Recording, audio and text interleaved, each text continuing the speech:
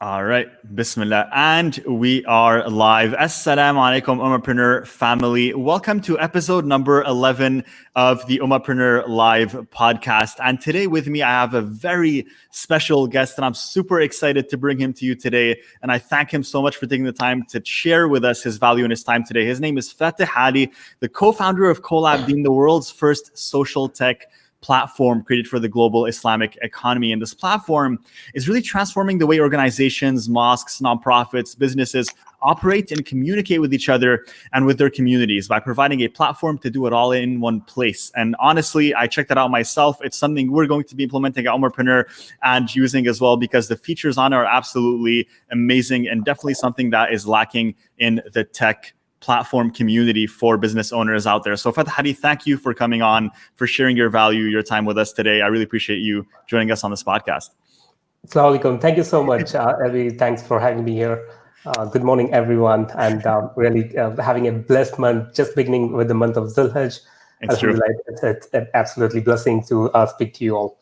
Alhamdulillah. Thank you so much, Rahman. And of course, with every single podcast, the first thing that we ask, and it's to make sure that we get the audience to get to know you a little bit, get to know a bit about your story, about your journey. So if you're okay with that, can you share with us, Fateh, a little bit about your journey from going from someone who didn't own a platform, didn't own a tech company, to creating CollabDeen, right? Which is now a leading tech platform in the Muslim industry. How did you go from one place to the other? Alhamdulillah, I think that's a huge question. Of course. Very loaded questions. I think I have to put down all of my experiences together to explain this. But in short, I'm once again, as been introduced, my name is Fateh Ali, co-founder of CollabDeen. We are building a community collaboration platform. We are a team of productivity experts, revolutionizing the way how communities organize themselves, share information and knowledge, and communicate with their people. So we are reinventing the online to offline collaboration and the global Islamic economy. Mm-hmm. So our focus, been widely in two aspects ratios. But just to give you a little background of myself, born and brought up in the south part of India. In very get-go from my childhood, I was always helping my parents to be part of. I've tasted entrepreneurship. My mother was teacher, and evening she used to always hustle. I've seen my father has been hustling all his life. So through them, I've learned the importance of time, importance of making use of your own life, and importance of giving back to the communities, whatever type of community it is. So I think that's when my actual entrepreneurship journey started, when I was like a small kid. A lot of people who know me, they understand, when I was a small kid, I was going to nearby villages, getting some fresh fruits and vegetables and pass it on to the neighborhood, and then I made that kind of a business. And the same money which I used to accumulate, I used to go back to the schools in those neighboring villages and give back to those, students or children there with slates or books or whatever it was. So I think that was something, I really started enjoying. That was the very early days. While I, went into my college days in my final year, there's an interesting story that turned my life towards this entrepreneurship. So when I was in college, in my final year, I went and announced to the whole college, university, and said, hey, this final year project, I'm actually going out to go and sell it off, and it's not for the marks, right? And I took this as a challenge to myself, and guess what? I not just got the best marks, I even had to, go out and sell this product, though the platform, the technology I used as Java was not so good. I was still a student, but a lot of people liked the interface, the designs that I've actually implemented in developing that platform. So that gave me an initial interest into, a journey which kicked off while immediately after my college, I got onto the Fidelity Investment, one of the financial institute. While I was 9 to 6, an employee, 6 p.m. onwards, I used to pick up some side projects, side gigs, always continued doing that. 3 years into my career, and again, a new life unfolded. I wanted to quit and start up my software firm back in India. Now, I was about to, in the verge of doing this, I quit. I mean, I was about to quit, and I got a very good offer from Singapore, from one of the best companies, JP Morgan Chase, one of the best technologies. Mashallah. Working for a virtual platform, virtual applications was one of the first thing that was just getting started in this world in 2009, mid of 2009. That is when I learned the technology, and I was one of the qualified one to be here. Within short span of time, I was here. And I said, hey, let me park my dream of setting up my own company, and then take this forward as much as I could, because I came to one of the best place, one of the best company, Singapore being one of the best place. It gave me a good exposure. I wanted to learn from what's happening in outside India and outside the world. Alhamdulillah, in the last 8 years of my journey with JP Morgan, I was one of the top achiever within the bank, while I was dealing with about 13 countries in project management. Wow. While that was happening, I was always side hustling. First few years, I was bachelor, and then I got married. My entrepreneurship journey actually moved on from there. Developed a lot of projects, took a lot of projects, and passed it on back in India. 2009, 2010 onwards, the Android and iOS applications started booming. I started creating small utilities. So I kind of tasted a lot of things in various aspects.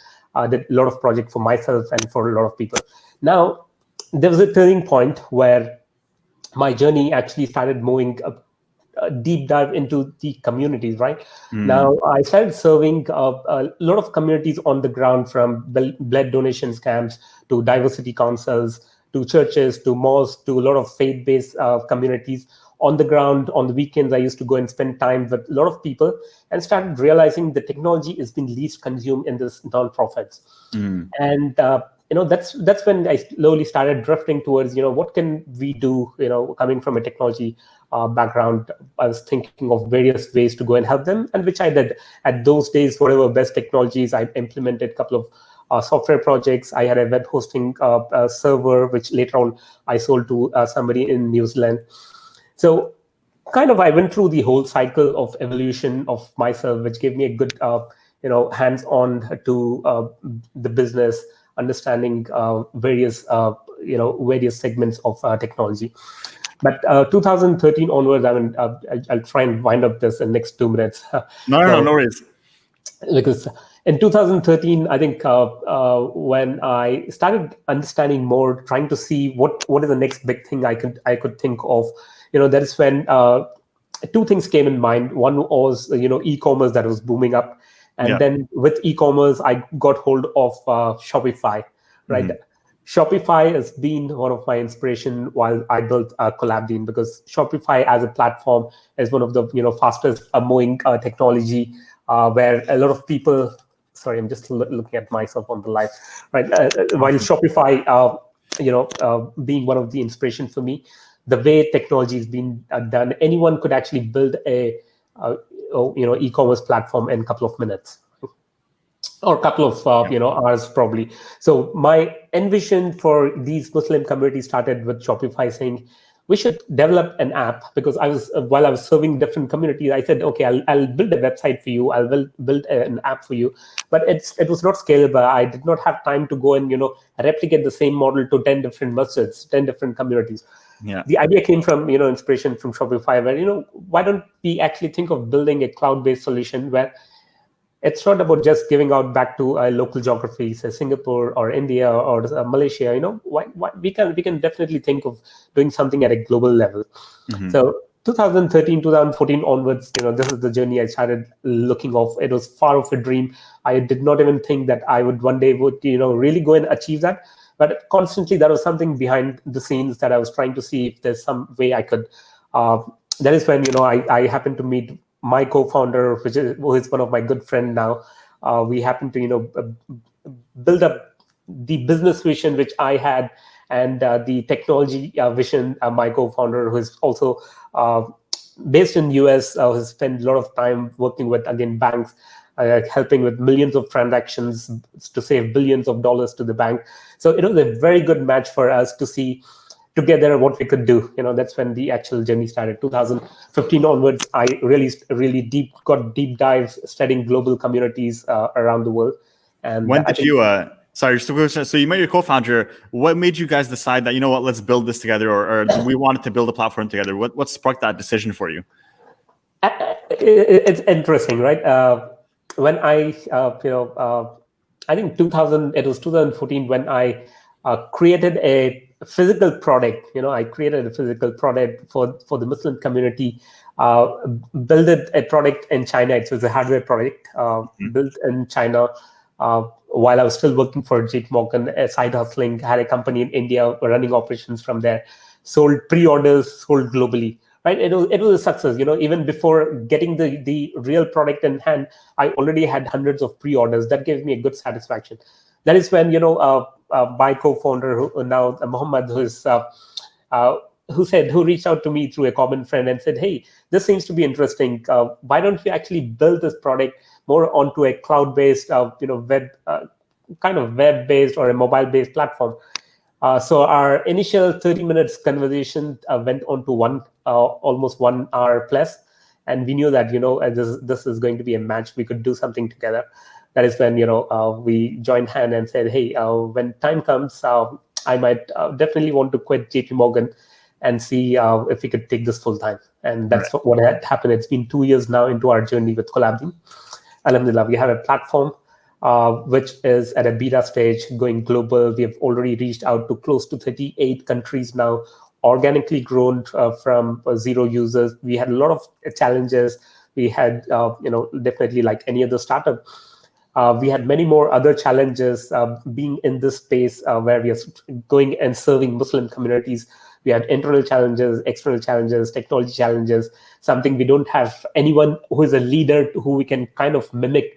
It's something that we have built from scratch. We had a lot of learning curve, learning journey, and that is where we are. We can definitely talk further from here. Yeah, mashallah. Awesome. So there's a lot of things that I want to touch upon. And honestly, what an inspiring journey. And everyone in the comments is just saying of how amazing the story is. So I just wanted to really thank you for sharing that. Now, Fateh, one of the things that I noticed in your story, and it's a pattern that I've heard, and it's that no matter where you were in life, whether you were in university, whether you were in working for JP Morgan and all these other companies, you were always side hustling. You're always working outside of your working hours to build things that you were passionate about, that you loved, that you wanted to work on. A lot of people, sometimes they consider entrepreneurship, but they tell themselves, I have a job that I can't quit. I have bills to pay, so I can't really start.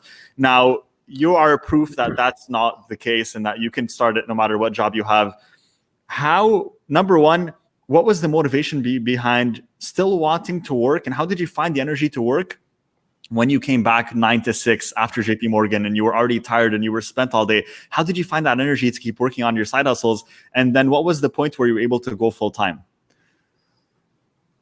Right. I think it's again, as you mentioned, I think it's again the pattern. While I was doing a lot of side gigs throughout my career, I've got 13 years of corporate experience. All the 13 years when I was doing something, I always had hundreds of instances when I, before going to bed, I used to think, when is the time that I would really quit? I always used to put this, back door and say, okay, this is not the time. This is not the time. As things started polishing, what I learned within my pattern was, every day you have an idea, and next day you will have a better idea, right? So I was trying to see if this idea is really worth quitting your full-time career or not. While I was starting learning, I knew that I was still at a very beginning stage. I had a lot of things to learn. I really wanted to see if I could really do something at a global level. While I mentioned, I created a few products, sold globally, white silencing. That gave me a real good motivation and a kind of back push saying, hey, you can do it, right? So that is one thing.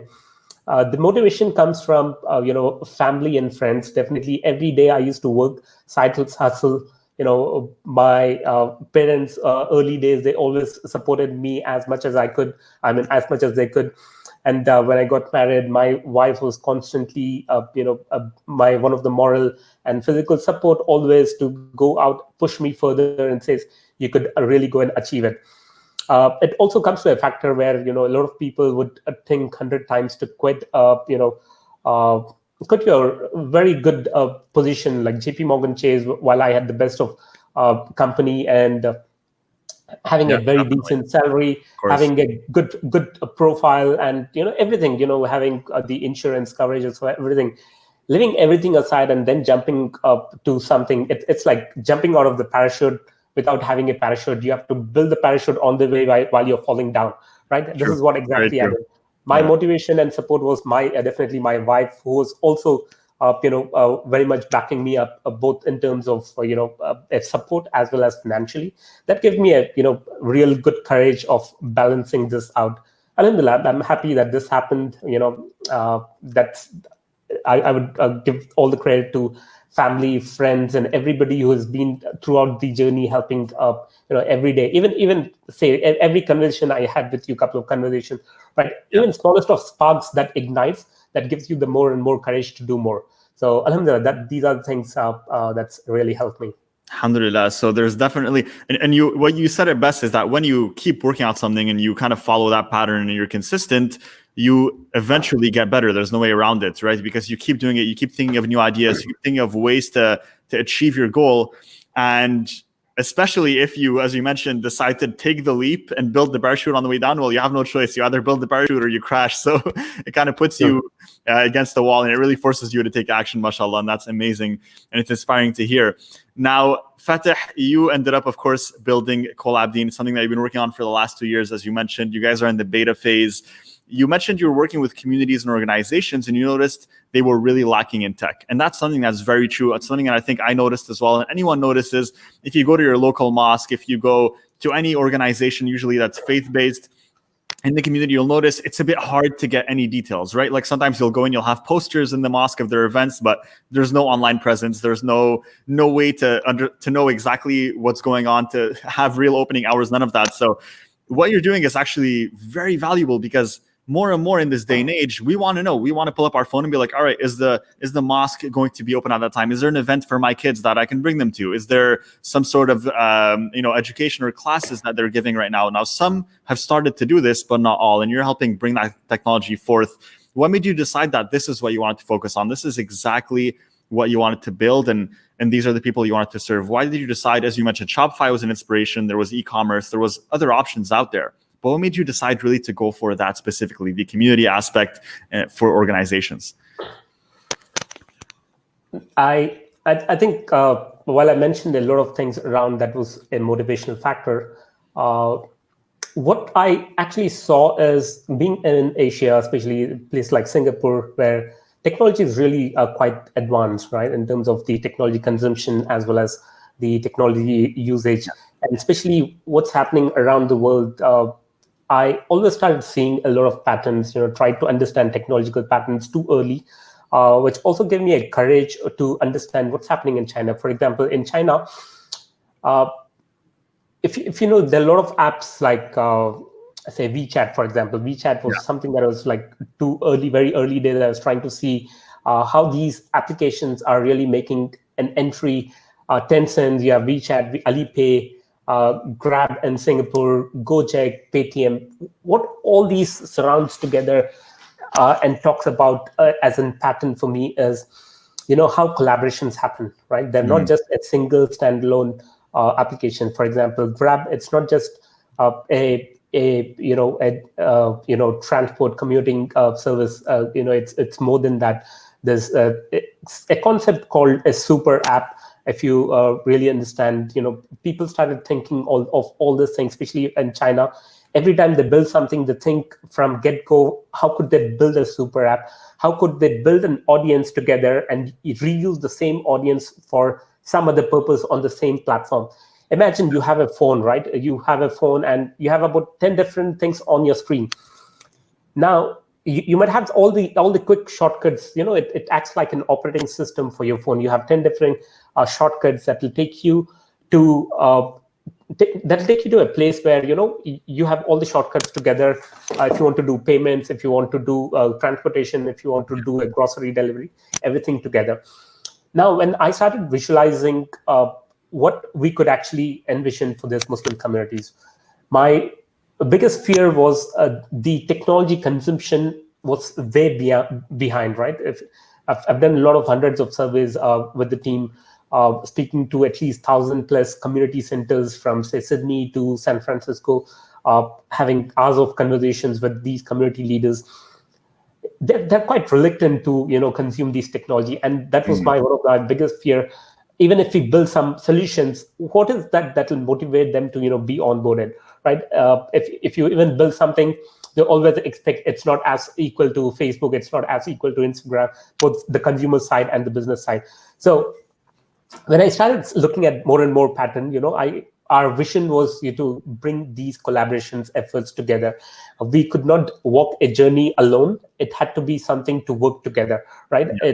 On one side, what we, in short, what we really wanted to do is, on one side, give this technology to the faith-based communities. When I say faith-based, masjids, Islamic centers, madrasas, and the societies, altogether about 6 million in size and globally, right? These 6 million communities are not even, if I put down, not even one person is really using the best of technology that is available into today's world, right? So there is a huge opportunity to go and provide technology one side. Now, we could have actually gone that way, but our focus was also, trying to go hand in hand, because we didn't want to, put all the eggs in one basket from both business point of view, as well as, while we want to achieve such a big, inspirational, journey, that we didn't want to, have barriers. It could have actually gone hand in hand together. So what we started doing is, while we started building communities for faith-based ecosystem, we also, started building and looking to provision building faith-inspired businesses. All the, if you understand the global Islamic economy, $3.6+ trillion economy exists, and this economy is really least tapped in terms of technology. There's so much gaps. We've been speaking to a lot of people everywhere. There are gaps, and nobody is able to solve those gaps. Why? Because everyone is trying to work independently in silos, and nobody is trying to bring collaboration efforts. So our focus together is trying to build an ecosystem where faith-based communities, the users, becomes consumers for us, and these brands and businesses and influencers have an ecosystem to talk to. There's a lot of collaboration, synergies, a lot of drives that happen, together. That's the direction we are looking to head with. Beautiful. So you realized, okay, we're building a platform. This platform is going to be helping these organizations connect to their communities and stay in touch and build these communities, and really have a platform for their audience, which, to kind of give a parallel to the listeners, for example, what we have here in terms of this Facebook group is a community. Now, the difference is, in terms of Facebook, we're limited to what the features that Facebook provides to us, right? Which is not very much, to be honest with you. And again, everything is on the Facebook platform, which means we don't really own our audience. Facebook owns our audience. They own our group. Whereas what you're doing is you're now providing a platform for these companies to be like, hey, we're going to allow you to own your audience, and you have this much more features. You have monetization. You can create events. You can create nonprofits, donations, and all these things all in one platform, in one solution. And you realized, okay, we can do this for organizations, and it works, but we could also offer this to faith-inspired businesses. Things like businesses like myself, Ummahpreneur, where we're a different business. We're not a nonprofit. We're not a mosque, but we have entrepreneurship, and that's what we focus on. But it's for the Muslim Ummah, and it's faith-inspired. So that's an example of a perfect fit. And I think if anyone has a business out there, right, and you're thinking, I want to build a community, I want to connect with them in a better way, and I want to make sure that I have more control over these features and these things that I can offer, I think CollabDeen is a great option. And you realized, we already have the system. We want to build it. Why not see if we can offer it to more people, or really expand our reach and expand our niche? And it's a really smart business decision for sure. It's something that I commend you on. Now, Fateh, in terms of CollabDeen and building the actual platform, right? You had that vision and you realized, okay, we want to reach all these people. We want to reach all these businesses. We want to help these organizations. What were your biggest challenges in building it? And as you mentioned as well, getting them to adopt this technology, because as you mentioned, they are very reluctant to adopt technology. What were your biggest challenges there? How did you overcome that? I think to start with, our focus has always been bringing private, secure, and trusted network within these communities. While we actually did that, throughout the journey, it's very tough for me to really come up with challenges. I think every day is a challenge. To be very honest, every day is a challenge. I'll just give you one glimpse of what's happening in exactly today. We had a challenge. I'll just give you that scenario. We are working towards Halal Expo, and 30th Yes. in next couple of days. We have the launch of this Halal Expo. We'll talk about it a little later, Of but I course. just want to give one example in terms of challenges, right? So we had one person, we have a very small team, and one person is off for his wedding, a very core person. Another person, unfortunately, met with an accident yesterday, who was also, taking up a lot of initiatives for this project. And the third person fell sick. So now without these three people, we have a deadline. It's a challenge. Every day we come through these challenges, but we know how to, tackle. Good thing about our team is we are kind of multi-skilled, multi-talented, knowing multiple technologies. So we have always played multiple roles. While I go and lead the business on one side, I also go and play a user user interface designer role sometimes within the team, and that's given a good focus, really understand the business and the design aspects. So I think that's something that started going well for us. A very small team working very well. But these are the small challenges on a daily basis. You can't keep looking at it, but I think if we can, if you can, say, tell me one thing that's the biggest challenge that we have gone through now is, I would say, one thing that maybe a lot of people would be able to. I'm not sure how do I put this. This is not something that I've spoken to a lot of people about, but Sure, I let's think hear it. since I've already gone through that journey, it's a very important and learning experience for us. What happened is, uh, in the month of November, end of November last year, when everything was going very smooth for us, we were picking up the momentum on a daily basis. We had a graph that was going, a lot of more and more communities getting started organically, and more users picking up. And we had an update from Google Play Store saying, there's one SDK, one audience SDK that's part of our package that needs to be removed. That's having a loophole. And it's not just us. There were about close to 50,000 applications that were pulled down from the Google Play Store. And we thought, okay, anyway, in next 3 weeks, we have an update coming in. So altogether, we'll just finalize and launch it. So we waited for 3 weeks. We launched the app, and our app was rejected. Wow. We went back, made some changes. We launched the app. It got rejected. We spent, I think, close to 4 weeks, 5 weeks, and then 6 weeks went up. Every day was, getting getting to a threshold where, because all our business is actually relying on people going and getting our app from the Play Store. Yeah. But that's an area where we were not allowed to publish our app. And it was something that it was going in a manual loop where one audience SDK is an app. It's a SDK that's part of your onboarding process. If when you go on the apps, you have a Facebook and Google login. So we removed that. We removed the complete component, saying, okay, we don't need, our users don't need Facebook or Google login. We'll go without that. And we launched that. Again, it was rejected. So we have no clue why it was rejected. It went loops into loops. It really wasted almost 2 months of our momentum. We wasted almost close to 2.5 months. Instead of building new things, we started working backwards and understanding. But Alhamdulillah, finally we had a bypass to that. What we had to do is we really had to let alone the app, because it was so funny and silly to say this. At the end of the day, we removed almost everything from our CollabDeen app and only launched one single screen and launched the app, hoping that at least this will get approved, but not. It was a single screen. It was just an image. So that means it was something that's gone into a manual or automation loop. And it was an automated reply that was coming saying you have to rectify these number of things. So it was one of the most challenging times for us. Alhamdulillah, we have gone through that journey, and what we did is we had to rebuild our app and publish it from scratch. Wow. So we had to relaunch the app. There were a lot of lessons learned through that. But Alhamdulillah, again, we had to rebuild our audience from the scratch. So we had lost a lot of important users. We had lost our reputation because apps were not working, and we had bugs that showing your app is on risk, and a lot of people uninstall. We went through that journey. We had a lot of learnings. Two outcomes, two positive out of that is, at the end of that whole journey, what we learned is we also built an app that goes onto the Samsung store. we didn't want to completely rely. It goes onto the Amazon web store.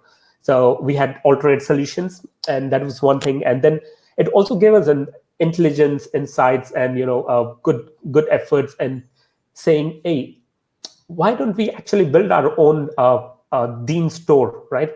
Alhamdulillah, we have started working towards it. One day, inshallah, next Would that be a whatever App Store? Deen app store, where you have all the Muslim apps available, one place for all the centralized place. So every a thread comes with an opportunity. We'll have to just pick up those momentum. Amazing, mashallah. Wow. I appreciate you sharing that, honestly. And that would be amazing and revolutionary, because again, it's funny because you guys are fixing that problem for us community leaders and organizations and businesses, where you're now providing us a platform to do it, but then you're stuck on the Google platform, right? So how do you then fix that problem? You're like, all right, well, I guess we're gonna have to build our own platform for our platform. So it looks like it's gonna have to be another series. But mashallah, a lot of people in that state would have given up. Honestly, they would have said, oh my God, it's been 2 months. We lost all our users. Let's just throw in the blanket. This isn't meant to be. But you guys decided to keep going, and you definitely had that drive and that vision behind you, and you never let go of that goal. And a lot of people, they face these issues, right, in entrepreneurship and business, and sometimes they lose it all, right? You build and you're seeing progress, and something happens and you lose it all. And the only thing that will get you back up is to remind yourself of what was the ultimate goal and why you're doing this, and that helps you get back up and continue. So mashallah, your story is very inspiring, Fateh. Thank you for sharing that. So in terms of building something like CollabDeen, which is a software business, right? And that's different. A lot of our entrepreneurs here listening in live and that will listen to the replay have different types of businesses. There are coaches, there are consultants, they have marketing agencies, they might have retail stores, e-commerce. You have a software business, and that is very unique in its own way. I believe it's different than coaching, consulting, and all that. How does it differ exactly, building something like a tech platform versus something like an e-commerce store, for example? What's very unique to tech, or unique challenges that you might face that you wouldn't really face with a different type of business? I think sorry about this. No problem. So in normal, typical, since I've been in that journey of building softwares, your gambles are small. You take smaller risk. You think small. You always think of a project basis, and you always think of what do we do in next 6 months? How do we make strategies for next 6 months or 1 year? But entrepreneurship and building something like a platform is altogether a long-term game. You will definitely have to have a lot of patience. Entrepreneurship. Entrepreneurs are never satisfied with the status quo. You definitely understand that. So there are always things that you'll all have to project and think for the next big thing. Scaling, building big, really working out with everyone in this ecosystem is important, because in a normal typical business, you might definitely put down your head.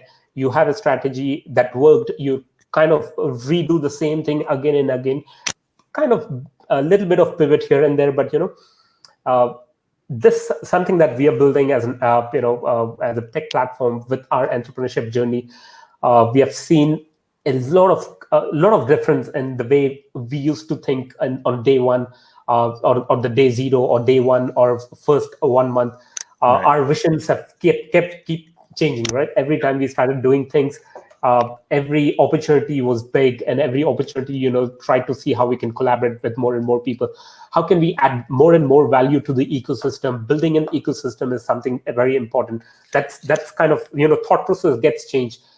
Say, for example, COVID brought us many more opportunities, because what we are doing is we are building remote communities. While we did this, while I also explained to you earlier, right, the business side of our platform was something that we envisioned to do Q4 of this year, end of this year.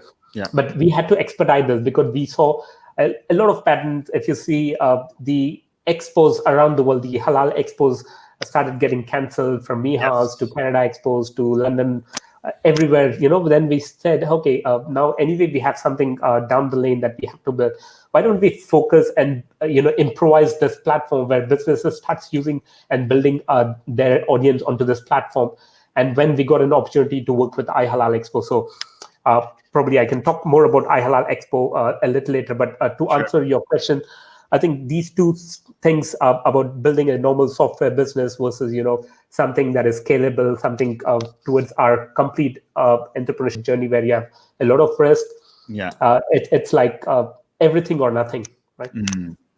So it's all in, and it again, it's, as you mentioned, it's the scaling works different because there's so much building with software. When let's say something like an e-commerce, it's like it doesn't take that long to build. Let's say you just want to put up one product, you want to see, is this product going to sell? You put it up there, you can use Shopify. It's going to take you a day or two, and then you can try to sell it. Whereas with a software business, you can't really do that. I mean, you have the minimum viable product, of course, that you can build, but I mean, you still need to code for a number of days and build the platform and whatever functionalities you want into the app so you can test it. So there's a lot of building and testing, and it's a much longer process. But inshallah, of course, if you get it right and if that audience builds up, then it definitely pays off. And you as well, behind CollabDeen, before we move on to Halal Expo and talk about that, inshallah, with CollabDeen, you are now at a point where you have a small team, right? And you're working with the co-founders and your team. What was the point where you guys decided, we need to go from just us, the co-founders, to start maybe hiring a few people here and there? What pushed you to start making those hiring decisions in your company? A lot of things. And just to give you a glimpse, right? So it was almost 1 year we started bootstrapping. Okay. And then we built one MVP, went on to a community, tested out, and everyone had that wow factor and said, hey, this is something very interesting. And that is when we started getting, when I gave the same MVP to a couple of different countries to people, and they said they would want to have this app for their own community, right? That was an MVP that we tried out. This was while I was still working with JP Morgan. And slowly, this is an important piece that I would like to share is, before quitting, I made sure we had some kind of funding promises around, right? So what we did is we definitely had, we knew that from the get-go, what we are looking to build is not a small game. It's a first thing, long-term game and a big solution. It's a platform that requires a lot of players to be part of it. It needs a very dynamic, promising team to build solution. And we have to be up to the speed, right? If we are slow, then we are out of the game for sure. So making sure we knew that, at least to qualify to get started, we wanted to, have a set of at least a small team, where we have at least a couple of Android and iOS developers. Since we are playing multiple roles, we kind of fulfilled, but we started up with almost a 6-member team. And we knew that, funding plays an important role. We got the funding, and then I quit JP Morgan and then moved on to the full-time team. So it is not that, the decision was not made based on whether we need somebody in the team or not. It was an important factor that we knew that building a solution to this capacity of, where we want to reach out to the world, we want to go out to at least 3.58 million masjids and give this technology. We can't do it by one or two people. We knew we wanted to have a first core team and then build a stronger team around that. So it was an easy decision, and then but very tough journey to get the first hire onto our team, and then we had a very progressive journey from there on. One interesting fun fact I would say is we had in our first core team members of 6 people, we had a Hindu brother, a Muslim, definitely Muslims, Christian, and kind of atheist, right? So we had kind of mix of people who is looking to build something that we envisioned to do for a faith-based community. So it got inputs from all different various kind of strategic team players, right? That gave us a good momentum. Alhamdulillah, it was a good journey. You mentioned funding, Fateh Ali, real quick. What was it like, as yourself building CollabDeen and deciding, okay, we need some support, we need some investments. Some people, they build businesses, they want to build an app, they want to build some sort of software, and they realize, it's going to be a big endeavor. As you mentioned, we're going to need to build a team. Initially, of course, you're not making money because it's not even built yet. You have to build it first. You're going to need people who believe in that vision. What was it like for you guys to, decide to go out and get funding, and what was that process exactly like? Did you have to build some sort of presentation and reach out to people you knew?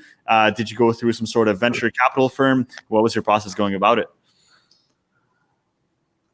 I think for all the youngsters who definitely want to go through this journey, a couple of learnings that personally I would want to share is, people who wants to invest, definitely you'll have to go through the proper pitching, build up a presentation that is more likable.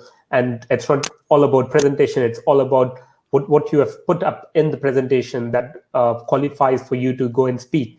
Right. And then even before that, why do you want to do it? There should be a story for you to do it. And even before story, what is the problem that you're trying to tackle? So all those things matters around. But one important thing that I always talk to the youth and tell about this is, make sure there are two things that you'll have to go with. One is, do something that is your passion. One thing is, definitely it has to be coming up from within. Say, for example, if I'm building something from, say, hijab store, right? I'm nowhere interested with the fashion, especially with the women's hijab. And if I'm forced to do because there is a market there, I would not definitely enjoy that. So build up something that interests you and build up something that you have expertise with. I think these two combinations are quite very much important and relevant. If you don't have experience, spend some time, at least a couple of years in understanding the market. Try to really go out and build an MVP, make some designs. You don't even have to build technology. If you're building an app, you don't even have to start with building an app. Go find a developer. Just with the UI UX, basic blueprints would definitely give you a good clarity of what you want to build. Go and show to people, talk to the real customers if they think that is making sense. And then beyond that, try to see if somebody is willing to pay for this idea. And that is how you want to really take it further. So research and work on your ideas is important. Every single business model starts with one big idea. You need to make sure what is that one big idea in yourself. Another thing is, you'll have to surround yourself with a team that inspires you. While we went through this journey, me and my co-founder had a very good relationship, bonding, and that also inspired to build up a much more stronger core team that we are actually relying on completely, because it is very important. It's not just about your team who is working with you day in, day out. It's all about advisor, mentors. It's very crucial for you. Having patience and determinations, having passion, more importantly, being a people's person is also important for you to really go out and hustle on a daily basis to go out and achieve something. So I think it's a combination of a lot of things. It's really important how you want to take it further from there. Of course, definitely. And you mentioned something really interesting, Fateh, and that's really the best answer that you can give me, which is, and what I tell all my students when they join our program, which is, the first step is market research. And a lot of people want to skip that step. A lot of people think, no, listen, I have an idea. I know I'd pay for it. I know it's awesome. So I'm sure everyone else would pay for it. And people love to skip the market research step because it's not exciting, right? It's not exciting to go out and talk to people and ask them, hey, would you be interested in this? Would you want to buy this? But this is really what's going to make or break your business, because it's going to save you a lot of money and wasted time and effort, because it's going to show you in advance, is something willing to pay for it? Is there a market for this? Is there a demand for this? And by doing that, you might also get early adopters, people that say, yeah, I'd love this. So if you do build it, let me know. I want to make sure to take part in it. And I think that's really the best answer that you can give. So I appreciate that. Alhamdulillah.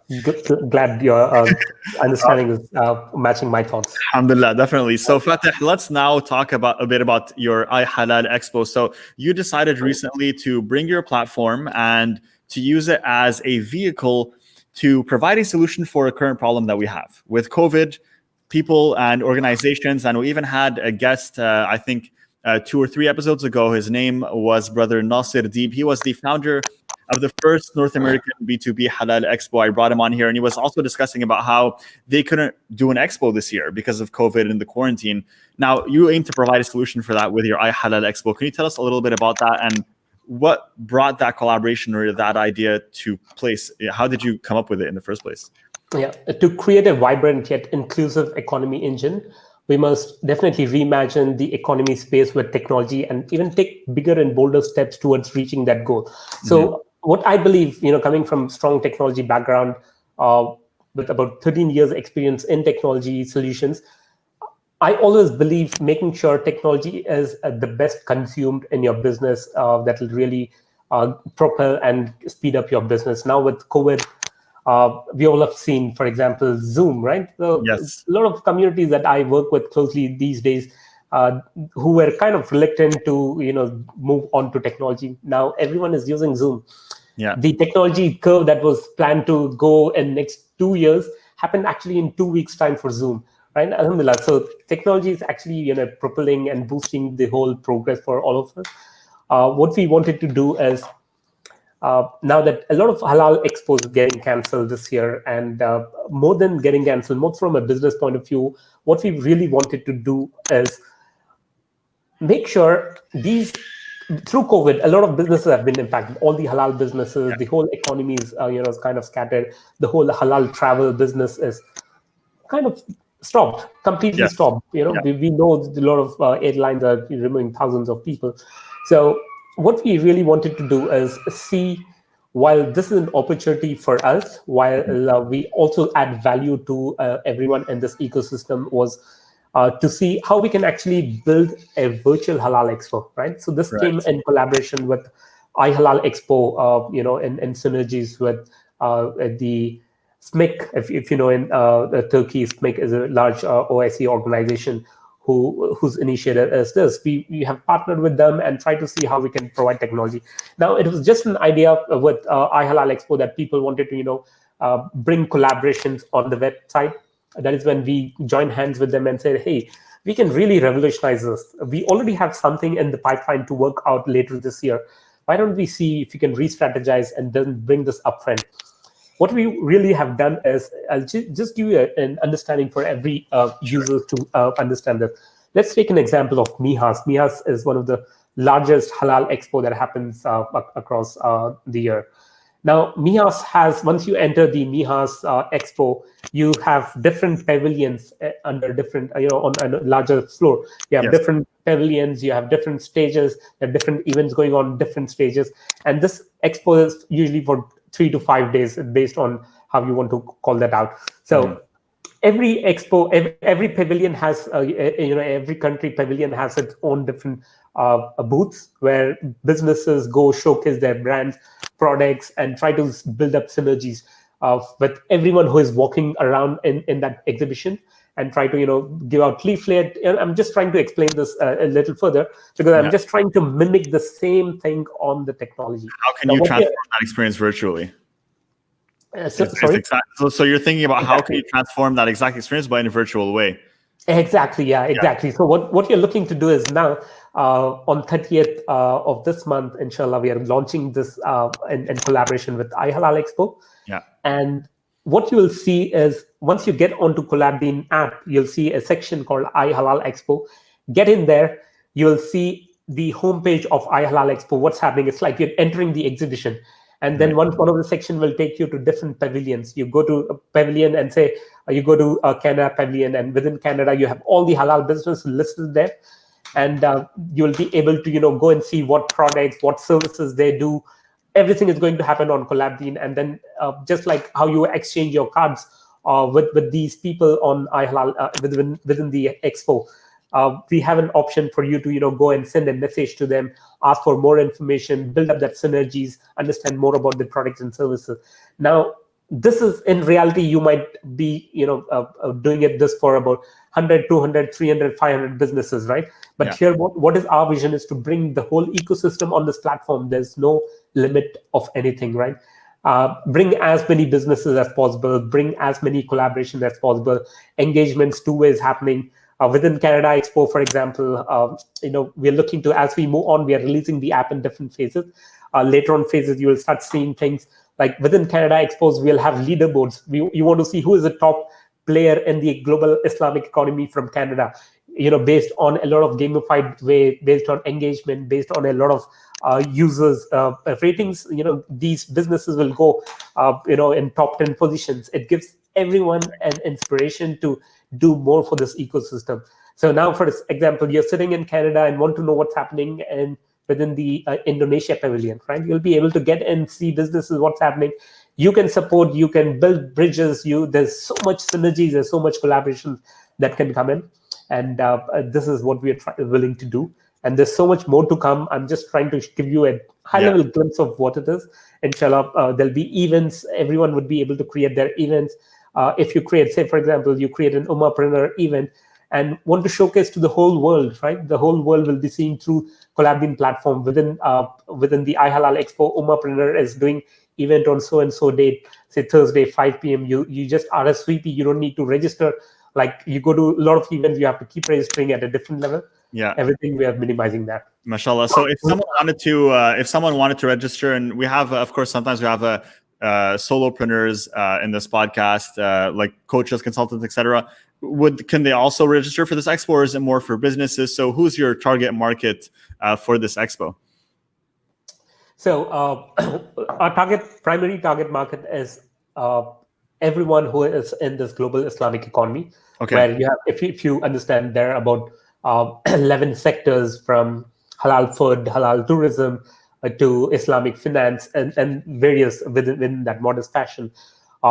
We also have a category of others where every business who is serving to these Muslim communities can be part of it. So we are open for everyone, and we want to see the more and more businesses wants to sign up.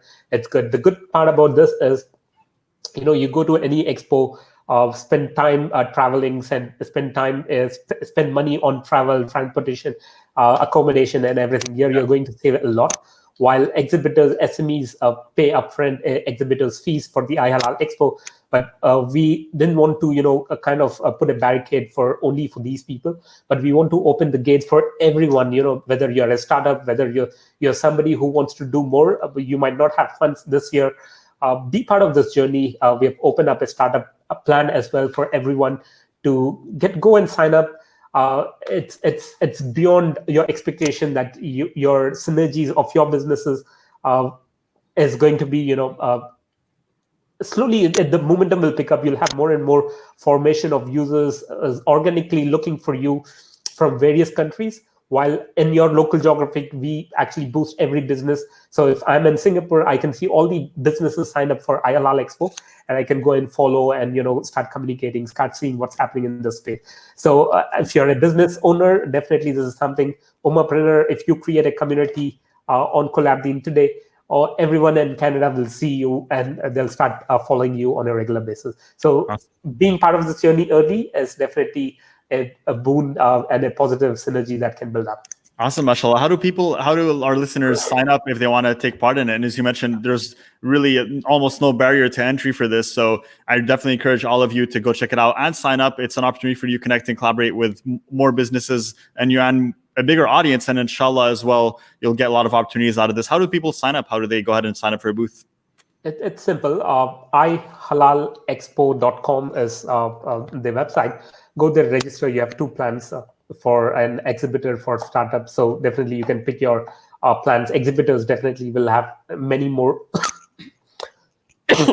Sorry about that. Not a problem. Exhibitors would have many more opportunities to make more synergies, do more, build up more audience. While startups might have limited restrictions, but we definitely want to see how we can do more for them.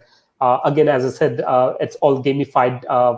If you're really active and doing more for your own community, building up your own audience, will definitely unlock a lot of features for you. You'll see that when you're inside the app. Amazing, mashallah. And so, Fateh, before we dive into the audience Q&A, we already have a few questions lined up. So people are excited to ask you questions and inshallah get your insight on a few things. Before we dive in there, and again, by the way, just want to give a shout out to Fateh because he came on. He has a bit of a cough right now. He's not feeling so well, but he decided to still come and share his time. So I want to thank you for that. Truly, my brother. Really appreciate it. Habib, jazakallah khair. So last question for you, my brother. If someone was thinking of starting up an app, and we talked about that a little bit during the podcast, but if someone was just saying, hey, I have this app idea, and let's say they did the market research and they took all the steps that you mentioned, and it's something they're passionate about, and they saw that people are interested, people would be willing to buy, and they're like, okay, now it's time for me to start building. It looks like, there's demand for this. Is the next step should be for them to go and learn how to code and try to do it themselves, or should they maybe find if they can outsource this and hire someone else to build it? What would you recommend as someone who's already done this for someone who wants to build an app? What kind of steps should they take? There are 2 ways to look at it. I've always told people coming in this direction is it's very important for you to identify why you're building the app. If you're building it for your own business, for a specific task, or is it for something to keep molding it and have a long-term vision towards the app, then you have two different approaches. If you just want to get things started, want to test out, want to learn through this journey, it's okay to go out and give it out to somebody who can quickly develop this for you.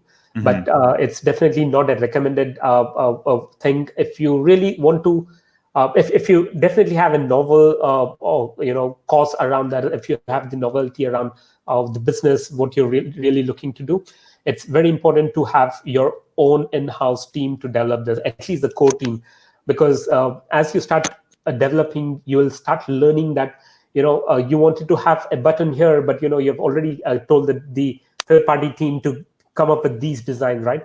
To working back with them, it's definitely one of the most challenging part. How close the team is, even if the teams are sitting in your same city, if you've outsourced it, you will definitely not have easy things. There'll be frictions, there will be challenges. They will not take up to the direction that you want to, because every app that you build, every business that you want to build, I'm very sure it'll take the evolution curve. So be agile, be in short, be agile, and take that changes, as many changes that you take, as many pivots that you take for the greater good. It'll really help you to polish your product, and you'll definitely see there's market demand towards it. You will not be able to do that when you outsource it. So make sure it has to be something that you would definitely be involved with and have your own core team developing it. Awesome, mashallah. Thank you so much for that answer, Fateh. I really appreciate it, brother. So we dive into a lot, we explored a lot. And of course, guys, like I said, make sure to check out Halal Expo. Now, before, or actually, we are going to right now start Q&A, guys. So make sure that if you have any questions, drop them in the comments now for Fateh, inshallah. And we're going to explore them and dive into them and answer them for you one by one. So the first one I have here is from Sister Faye. She's from the Philippines. And she says, can you give me 3 tips to remember as we are in the process of wanting to leave a legacy in the Ummah, the way that you did with CollabDeen. So what's 3 tips that you can give for someone who's looking to leave some sort of legacy in the Ummah, the way that you're doing with CollabDeen? What can they do on their end to try to make a change as well? And I know it's a bit of an open-ended question, so you can take your time, but it's definitely a good one. Thank you for that, Faye. I think in short, have patience in what you're doing, have the passion, and have the perseverance to go out and achieve. I think with these 3 things, it'll definitely adapt to whatever direction other sisters want to look into. So as it's broad-ended, I think with these 3 points, if you can really focus towards your goals, I think you should be able to narrow down passions, perseverance, and have patience around that. Patience really acts, it's a catalyst for your success, inshallah. That is what Islam teaches us as well. Definitely. And the biggest reason why I see entrepreneurs quit and I see entrepreneurs fail is because they go through a roadblock, or their business takes a bit more time than they expected to build. And so they decide this is taking too long and they run out of patience and they decide to stop. And just like I always say, you'll only fail if you stop trying. But if you keep trying, then it's not a failure, it's a learning experience. So thank you for that, Fateh. We have another one here, and this is about Halal Expo and as well CollabDeen. So a question to Fateh Ali, will the app promote fitness events and fitness businesses? So they love the concept and they see so many amazing communities. So I'll let you answer that one. It depends. I would say if your fitness equipment is focused to the Muslim market, and something, say, for example, I know a sister who is doing this fitness classes online to the sisters around the world. If you have something like that that's focused to the Muslim Ummah, I think this is a platform that will really help you to propel and go further, get a global audience, global present connections, and opportunity to interact in one platform, which is private, secure, and something that will help you build your audience for a long term. So this, whatever interactions and the community that you would be building through iHalal Expo or through CollabDeen platform, it's not just for this period until 30th of November when iHalal Expo ends. It's even further beyond that. So pre-event, towards the event, and in future. Even in future, if there are multiple events, definitely you will continue to build your audience from where you left. So it's a continuous evolution. So Awesome. definitely yes. Beautiful. Awesome, mashallah. So you heard it on the podcast. As long as you offer your services to the Muslim community, it's faith-based, then you are more than welcome on the platforms, inshallah. Another question that we have here, and these are rapid fire, so I appreciate your time and your and quick answers, because that's awesome. We have here Sister Askarini. She is from, if I remember correctly, I believe she was from Indonesia. So she says that she's working with an NGO abroad in the UK, and they asked her to be a project manager in Indonesia, where she is. So she wants some help right now. She said, how do I start making my own team to help doing these activities that I've been hired to do with the NGO locally? So this is a team building question. So you built a team with CollabDeen. We touched upon it a bit in the podcast, but do you have any tips on building a team for this sister Askarini here? Absolutely. Anyone asking me those questions, I'll be happy to do that, because just to give you a little background, I'll just touch upon. I've helped build. I was part of the LinkedIn local. I'm still a LinkedIn local ambassador for Singapore. That has given me a lot of exposure to building communities and building teams. Now coming to the answer, our technology definitely serves these NGOs. They are our primary customers. What we can do is, I'll definitely help. If you can reach out to me on separately, I can, try and understand more and try to see how technology like CollabDeen can really be fulfilling opportunity for you. But the answer to you is, build a community on CollabDeen. You'll be able to not just engage people outside the community, the whole aspect. Every audience is a community. But within the CollabDeen platform, your internal teams, maybe you have a team in UK, maybe you have a team in the Philippines, Indonesia, Singapore. You'll have a team space where you can interact, engage things. So do everything on one platform. You have different kind of groups within your platform where you'll be able to engage, let it be internal teams or external community members. So when every collaboration is happening in one place, it saves you a lot of time, a lot of efforts, a lot of even time, and asking people. Usually there's a typical time waster for a lot of people, that every time you interact with somebody, you ask for an email address. You'll not be able to. You don't need that to do through our platforms. Once the user is part of CollabDeen, you just engage with them, do things. You have everything that you need from her. Amazing. It's completely taken care of in terms of privacy. We are PDPA and GDPR compliant as well. So alhamdulillah, we are just making sure how beautifully we can use technology for the Ummah, using the best of greatest of technologies for everyone, inshallah. Amazing. So she can essentially leverage your platform for that and be able to do that. That's amazing, mashallah. So you heard it right here, Askarini. Make sure to check out CollabDeen. You can download it for free on the App Store, Google, iOS, whatever platform you have. Now, Fateh, I want to thank you for your time. Alhamdulillah, we've been on here for an hour, and you came on here. You didn't feel it so good. You had to have a cough, which inshallah, I hope Allah heals you quickly, grants you shifa as soon as possible. Where can people go to support you, to connect with you, to support CollabDeen? Where can they download it? You mentioned the Play Store, anywhere else, and just let us know exactly how we can support those initiatives and take part in them, inshallah. We have made things a lot of simple way. Deen.app will take you to CollabDeen, whether you're on Play Store, App Store, or website. So DEEN, Deen.app will take you. That's the simplest entry point for reaching out to us. Get started with that. So whether on Android or iOS, you'll be able to create your community, build your audience. What we have now is the basic collaborations, but the way we are looking to move on from here, we have a very strong vision to build solutions on different verticals. The platform is straight, where we want to build up different verticals. One or two verticals which we spoke about is the faith-based organizations for masjids and Islamic center. Another vertical is for the businesses. Now we are actually moving further from there. As we move on, we want to build the solutions for madrasas, because the collaboration that's needed for the students, parents, and the teachers, and the whole madrasa universities is actually quite dynamic, and it requires a lot of custom solutions to be delivered. So we are actually building those things. So we'll be going further from different directions. One important last thing I would just want to add on is, our vision is to bring the whole collaboration efforts in one touch, right? When I say one touch, we are building an augmented reality engine. Today, you'll see on CollabDeen on Android, just lift up the phone, you'll see For example, the simplest of thing is the Qibla finder. Just lift up the phone, you'll see the Qibla finder, you'll see the Qibla there.